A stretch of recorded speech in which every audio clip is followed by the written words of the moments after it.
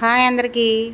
మరి హోటల్లోకి వెళ్ళి రొయ్యల ఫ్రై అని అడుగుతాం కదా, ఆ రొయ్యల ఫ్రై ఇంట్లోనే చేసుకుంటే మరి అది ఇంట్లోనే చేసుకుని టేస్టీగా తినేస్తే హోటల్ స్టైల్లో ఇలా రావాలంటే ఇదిగోండి చక్కగా హోటల్ స్టైల్లో చేసి డెకరేషన్ అయితే చేశాను కదా. మరి ముందుగా అయితే వీడియో చూసేయండి. వీడియో చూస్తే ఈ రొయ్యలు ఎలా ఫ్రై చేసుకోవాలో మీకే తెలుస్తుంది.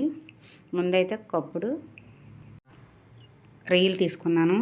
రొయ్యలు తీసుకున్న తర్వాత స్టవ్ మీద ఒక బాండీ పెట్టి అందులోనైతే కొంచెం ఆయిల్ వేసాను. ఆయిల్ వేసిన తర్వాత ఈ రొయ్యలన్నీ కూడా ఆయిల్ వేడెక్కిన తర్వాత అయితే అందులో వేసాను. వేసిన తర్వాత అందులో నుండి వాటర్ రిలీజ్ అవుతుంది చూసారు కదా. ఆ వాటర్ ఇంకిపోయేలోపు ముందుగా అయితే 3 ఉల్లిపాయలు అలాగే 2 టమాటాలు కోసుకొని ఇలా పక్కన పెట్టేసుకున్న తర్వాత ఇదిగోండి వాటర్ అయితే చాలా మట్టుకి దగ్గరికి వచ్చేసినాయి కదా. ఇలా వాటర్ దగ్గరికి వచ్చే వరకు కూడా చక్కగా వేయించుకోవాలి. ఇలా వేగితే రొయ్య అనేది చాలా బాగుంటుందండి. హోటల్ స్టైల్లో మనం కూడా ఇంట్లోనే చేసుకోవచ్చు. ఇప్పుడైతే వేగినాయి కదా, ఇందులోనే ఉల్లిపాయ ముక్కలు వేసుకుంటే ఏంటి ఎన్ని ఉల్లిపాయలు వేస్తుంది ప్రాన్స్ ఫ్రై అంటుంది ఏంటి అనుకుంటున్నారా? లేదండి, ఫ్రై అవుతుంది, మీరే చూడండి. ఇలా ఉల్లిపాయ వేసుకొని చక్కగా గ్రేవీగా ఫ్రై చేసుకుంటే చాలా బాగుంటుందండి. ఇలాగ 3 ఉల్లిపాయలు అయితే ముక్కలు కోసుకొని వేసేసుకున్నాం కదా. ఇవి కూడా చక్కగా ఈ రొయ్యలతో పాటు వేగిపోవాలి. బాగా వేగనిస్తేనే మంచి టేస్ట్ అనేది వస్తుంది. ఇదిగోండి ఈ విధంగా అయితే గరిటెతో తిప్పుకుంటూనే ఉండాలి. చక్కగా ఆ రొయ్యల్లో ఈ ఉల్లిపాయ ముక్కలు చక్కగా మగ్గిపోతాయి. ఇప్పుడు మగ్గిన తర్వాత అయితే కోసి పెట్టుకున్న చిన్న టమాటా ముక్కలు కూడా ఇందులో వేసేసుకోవాలి. ప్రతి దాంట్లో టమాటా వేస్తాను అనుకోవద్దు. ప్రతి దాంట్లో టమాటా వేస్తేనే మంచి టేస్ట్ అనేది వస్తుంది కూర అనేది.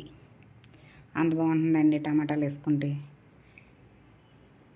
ఇదిగో ఇప్పుడు ఒక 2 నిమిషాలు మూత పెట్టుకొని తీసిన తర్వాత ఇందులో అల్లం వెల్లుల్లి పేస్ట్ కూడా వేసుకొని బాగా ఫ్రై అవనివ్వాలి. అల్లం వెల్లుల్లి పేస్ట్ అనేది రొయ్యలకి బాగా పడితే మంచి టేస్ట్ అనేది వస్తుంది కదా. ఇప్పుడు ఇందులో కొంచెం పసుపు అలాగే రుచికి సరిపడగా సాల్ట్, ఇందులోనే మనకి ఎంత స్పైసీ కావాలో అంత కారం కూడా వేసుకోవాలి.